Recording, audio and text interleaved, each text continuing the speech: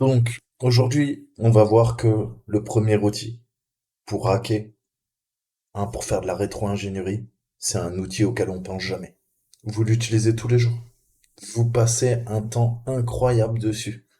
Sur vos téléphones, sur vos tablettes, sur votre PC. C'est quoi cet outil? C'est tout simplement votre navigateur web. Votre navigateur web a une panoplie d'outils qu'on va utiliser et vous allez voir que c'est extrêmement puissant. Hein. Un site web, il y a une application web très souvent derrière, ok? On va pouvoir aller détecter les problèmes de sécurité uniquement en utilisant les outils intégrés de votre navigateur.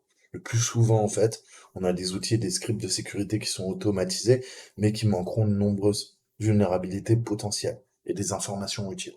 Donc, quand on fait du web app pentest, on va s'attaquer à une application web qui tourne sur un serveur web. Qu'est-ce qu'on fait? On automatise d'abord, ok? Pour réduire la surface d'attaque. Je rappelle, la surface d'attaque, c'est comme une surface, lisse et avec des trous. À nous de trouver ces failles. Les failles, ce sont des trous dans le gruyère, ok? Et si on arrive à trouver ça, on trouvera les vecteurs d'attaque. Les vecteurs d'attaque vont me permettre de rentrer dans ces trous. Si je rentre dans ces trous, je rentre dans l'application. J'ai trouvé une faille. Ok? Je vous fais des métaphores comme toujours. Mais c'est un peu ça.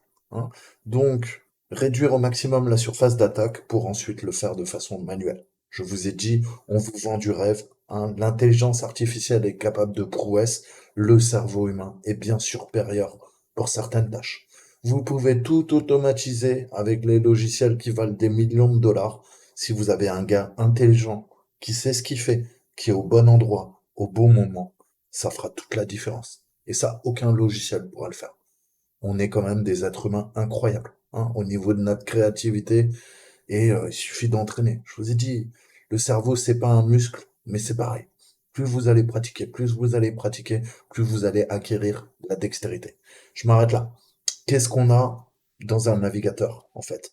Ben, on le sait pas, mais on peut afficher la source. Premièrement, première étape. On va utiliser notre navigateur pour afficher le code source lisible par l'homme d'un site web.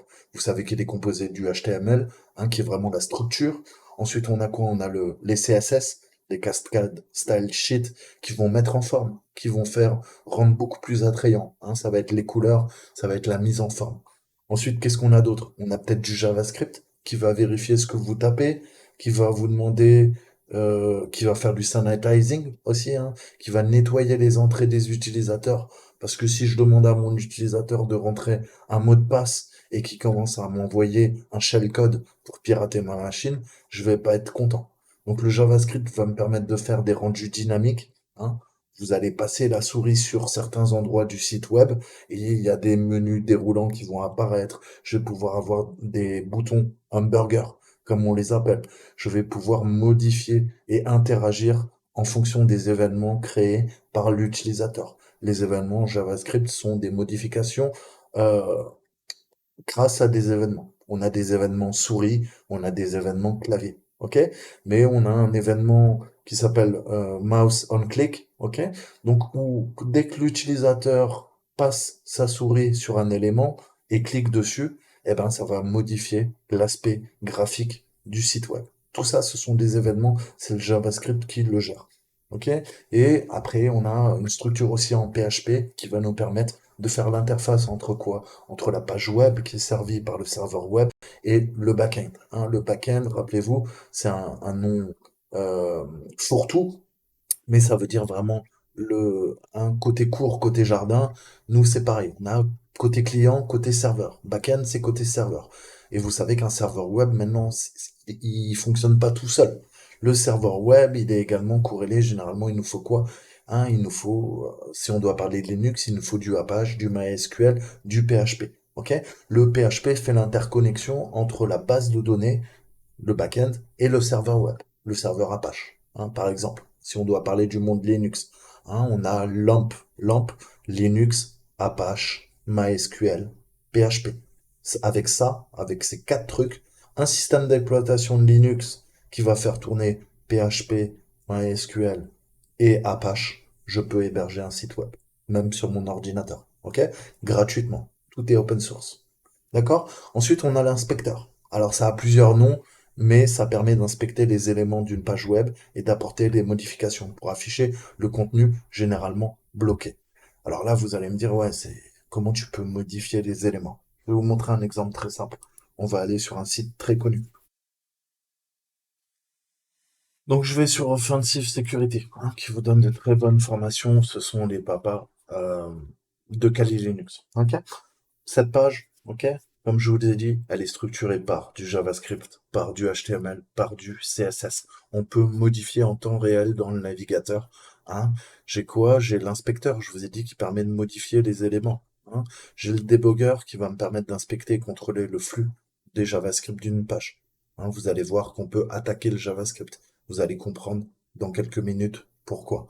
Et au niveau du réseau, je vais pouvoir analyser tous les demandes réseau entre quoi? Entre le front-end, c'est-à-dire votre navigateur web, et quoi? Le back-end, c'est-à-dire le serveur auquel vous vous connectez avec votre navigateur web. Ok?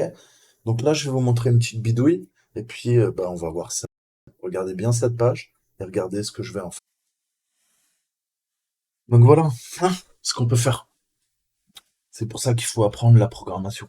Comment les choses fonctionnent, comment on met la main dans le capot, hein, dans le cambouis, et voilà. Hein, Toto le hacker bossière et apprend la programmation pour défigurer les sites internet. Hein? Super, ok, on scanne, il va falloir apprendre. Hein, on met jamais la charrue avant les bœufs. Alors il va falloir apprendre, les amis. Hein? Et puis bah clique ici, grenasse, si tu veux apprendre. Ok? Donc là on voit que ça se passe ok dans mon navigateur. Vous inquiétez pas, je suis pas en train de faire ça sur le site. En tout cas pas encore. Ok? Donc là c'est juste un exemple. Hein. Et vous voyez que je fais F5. Voilà, la page repart. Ok? Bla bla bla bla bla, c'est devenu quoi? C'est devenu l'exploit database. Ok? Donc là, c'est ok, pas de problème à la limite. Il y a quoi? Il y a script qui dit database around the world. D'accord. Il y a quelques petites modifications qui ont été apportées quand même. Hein? Si. La vraie, il y a écrit quoi? Exploit database. J'ai modifié le titre. Ok? Je l'ai mis bla bla bla bla bla. Ok? Et je peux m'amuser à modifier ça. Mais on a quoi? Hmm. Tu es un loser, mec. Apprends à faire quoi? Des 0D? Ok? Donc vous voyez qu'on peut tout modifier en fait en temps réel. C'est pour ça qu'il faut apprendre. Et je vais essayer de vous montrer les bases, en tout cas, comment on explore un site web. Et on va voir ça ensemble.